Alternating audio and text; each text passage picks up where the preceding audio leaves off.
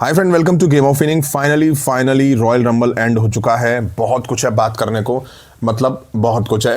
Roman Reigns men's royal rumble जीत चुके हैं, Liv Morgan women's Royal rumble जीत चुकी हैं। काफ़ी सारी अपडेट्स आ रही हैं रॉयल रंबल के बाद, तो बात करेंगे इन सब अपडेट्स के बारे में। वीडियो काफ़ी कमाल की होने वाली है, तो शुरू से लेकर लास्ट तक जरूर देखिएगा। पूरी रात रॉयल रंबल देखने के बाद मैं तो यार बहुत एग्जॉस्ट हो गया था। मॉर्निंग में सुबह 5:30 तक मैं जगा और फिर 30 मैंस रॉयल रंबल वाला पार्ट में एडिट कर रहा था, और पता नहीं कब मेरी आँख लग गई और मैं कब सो गया मुझे नहीं पता। और उसके बाद मैं फिर उठा 9 बजे के आसपास। मैंने उसके बाद आपको वीडियो दी, फिर फ्रेश वगैरह हुआ, सो के थोड़ा रिलैक्स हुआ और देन चाय वगैरह पी के आपको वीडियो दी। अब चलो आ जाते हैं अपडेट्स पर। सबसे पहले बात कर लेते हैं ट्रिपल एच फ्रॉड के बारे में। रॉयल रंबल के बाद पोस्ट शो में जैसे ही ट्रिपल एच आके बैठे, पीछे से फैंस भी थे, और जो ट्रिपल एच की ऐसी तैसी फैंस ने करी है उनके खिलाफ चैंट्स लगा के, हालांकि मुझे लगता नहीं है कि ट्रिपल एच को इससे फर्क पड़ता है। फैंस ने चैंट्स करा Y2J Y2J, AEW बाल्डी यानी कि टकले, वी वांट विंस और यू अप एफ अप। भाई ट्रिपल एच की भी दाद देनी पड़ेगी, बंदा हर इवेंट के बाद ऐसे ही चैंट सुनता है, बट मजाल है कोई फर्क पड़ जाए। इतने खराब चैंट सुनने के बाद भी ये भाई साहब, ये बंदा पोस्ट शो में बाज नहीं आया। इन्होंने भाई साहब ने बोला कि आज रात से एक नई एरा की शुरुआत हुई है। अब मैं पूछता हूँ ट्रिपल एच से हाथ जोड़ के कि भाई कुछ तो शर्म करो, कुछ शर्म हया है, कुछ तो मर्यादा रखो यार। क्योंकि भाई ये लाइंस हम रॉयल रंबल से पहले भी सुन चुके हैं। प्लेंटी ऑफ सरप्राइजेस होंगे मेंस रॉयल रंबल मैच में, मेंस और वुमेन्स एपिक मैच होने वाले हैं। क्या हुआ? कुछ नहीं हुआ। मेंस रॉयल रंबल में एक बड़ा नाम बता दो जिसने रिटर्न करा हो। कोई भी नाम नहीं है। जो बड़े नाम थे वो पहले से अनाउंस थे। तो भाई ट्रिपल एच चाहिए साहब। जब ये आके इन भाई साहब ने WWE संभाली थी ना, तभी मैंने इस बात को बोल दिया था कि भाई इनके बस की नहीं हो पाएगा। विंस मैकमैन एक अलग ही लेवल पे थे, ट्रिपल एच पे नहीं हो पाएगा। लेकिन बहुत से लोग बोलते थे अरे अभी शुरुआत है, थोड़ा टाइम देना चाहिए ट्रिपल एच को। अब आप टाइम दे के देख लो क्या रिजल्ट निकल के आ रहा है। नेक्स्ट बात कर लेते हैं रॉयल रंबल 2026 के बारे में। शो कैसा था, कैसा नहीं था।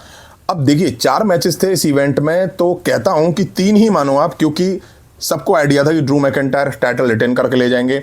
और जिस तरह से रिटेन करवाया ना, सैमी ज़ेन को उधेड़ के रख दिया ड्रू मैकिंटायर ने। और भाई ड्रू मैकिंटायर क्या चैंपियन लग रहे हैं, मैं आपको सच बताऊं।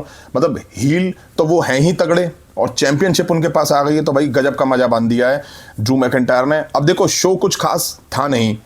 अब हो सकता है कि ऐसा मैं इसलिए भी कह रहा हूं, ऐसा इसलिए भी लग रहा है क्योंकि विनर्स का पहले से ही आइडिया लगा था। अब मैं आपसे पूछ रहा हूं, विनर्स का आइडिया था चलो ठीक है, बट आपको पूरे शो में कुछ ऐसे सरप्राइज दिखे, कुछ ऐसे मूवमेंट्स दिखे जिसे आप याद रख पाओगे आने वाले टाइम के लिए, सिवाय इस बात के कि रोमन रेंस, लिव मॉर्गन ने रॉयल रंबल जीता और AJ स्टाइल्स यहाँ रिटायर हो गए। वेरी ऑनेस्ट कमेंट में बताना आप लोग, मॉर्गन और रोमन रेंस के नाम के रूमर्स काफ़ी स्ट्रांग थे, रॉयल रंबल से पहले थे। ट्रिपल एच ने उनको विनर बना भी दिया, तो कम से कम कुछ ऐसे मैचेस में चीज़ें दिखाई जाती जिसको देख के वाकई वाव वाली फीलिंग आ जाती। कुछ ऐसे मोमेंट्स दिखाए जाते, जैसे कि मैं अगर बात करूं वुमेन्स रॉयल रंबल मैच की, तो जब लास्ट में 3 फीमेल सुपरस्टार बची थी जो कि एप्रिन पे लड़ रही थी, वो थोड़ा अच्छा मोमेंट लगा मुझे। वहाँ पे कंफ्यूजन हो रहा था, लेकिन मैं तो कंफ्यूज नहीं था, मुझे पता था मॉर्गन ही जीतेंगी वहाँ पे। अब ऐसा कुछ हुआ नहीं मेंस रॉयल रंबल मैच में। एपिक होने वाली है royal rumble, are you ready, new era है, ये सरप्राइजेस होंगे, वो सरप्राइज होंगे, ऐसे सरप्राइज होंगे जैसे कि देखे नहीं होंगे। तो इन लाइंस को अपने माइंड से निकाल के बाहर रख दो, इनका कोई मतलब नहीं है ट्रिपल एच की डिक्शनरी में। जजमेंट डे का एक भी मेल पर्सन इस मैच में नहीं था। फिन बेलर को नहीं डाला, क्यों डाला नहीं जा सकता था? डाला जा सकता था। वहीं वाइट 6 अंकल हाउडी गायब, वाइट 6 के टीम का कोई मेंबर नहीं था। MFTs के सोलो सिकोआ, बस बाकी सब गायब थे भाई साहब। अरे क्या 1-2 और सुपरस्टार नहीं हो सकते थे? न्यू डे का कोई मेंबर नहीं था। वहीं वुमेन्स रॉयल रंबल मैच की बात करें तो AJ ली क्यों नहीं थी, बियांका ब्लेयर क्यों नहीं आई, पेज का भी कुछ नहीं हुआ। रूमर्स थे पेज के आने के, तो इनके पास कुल मिला के ये है कि कोई अच्छी और सरप्राइज वुमेन सुपरस्टार थी ही नहीं। बात करें अगर ब्री बेला की, तो भाई ब्री बेला का काफ़ी टाइम से रूमर्स थे, और हम अनरियल में ये देख भी चुके हैं कि WWE प्लान कर रही थी ब्री बेला का मैच निक्की बेला के साथ टीम अप करा के, लेकिन नहीं हो पाया। तो आइडिया था कहीं ना कहीं कि ब्री बेला वापस आ सकती हैं, तो मेरे लिए तो वो सरप्राइज नहीं था। नेक्स्ट बात कर लेते हैं सऊदी अरेबिया की एम्प्टी सीट्स और नो क्राउड कंट्रोवर्सी के बारे में। अब जैसे ही शो शुरू हुआ और भाई साहब क्राउड में पीछे की साइड सीट्स खाली पड़ी हुई थी, देख के मैं शॉक्ड हुआ। मैंने सोचा लग गए WWE के, जैसे स्मैकडाउन खाली थी वैसे ही रॉयल रंबल भी खाली है, और कुछ ज़्यादा ही खाली है। ट्विटर पे मैंने ट्वीट भी किया। उस टाइम देख के ऐसा लग रहा था कि भाई कोई है ही नहीं। अब थोड़ी देर बाद पता चला कि ये सब लाइटिंग्स की प्रॉब्लम है। ये डॉट डॉट लाइट्स आपको दिख रही होंगी ना, इनकी वजह से जो सीट्स पे बैठे थे वो दिखाई नहीं दे रहे थे भाई साहब। अब पता नहीं यार ऐसी लाइट्स कौन लगाता है। लाइव ये काफ़ी ऑड लग रहा था, लाइव टीवी पे देखने में बहुत ऑड लग रहा था। ये ऐसा लगा जैसे कि फैंस है ही नहीं, पूरी अरीना खाली पड़ी है।